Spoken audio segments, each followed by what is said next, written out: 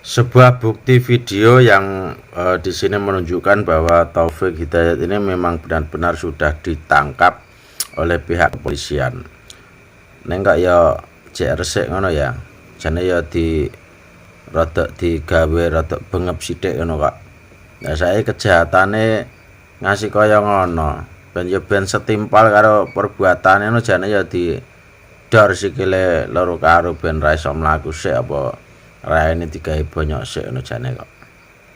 Yes, kita serahkan saja prosesnya. Ya wis muga-muga ben dihukum seberat-beratnya setimpal dengan perbuatannya.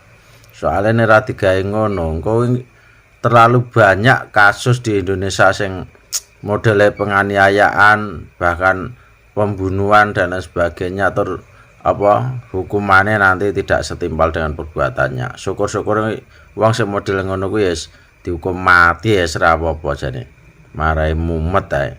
Marai gawe keadaan negara iki guncang, marai resah masyarakat wae wong model ngene iki.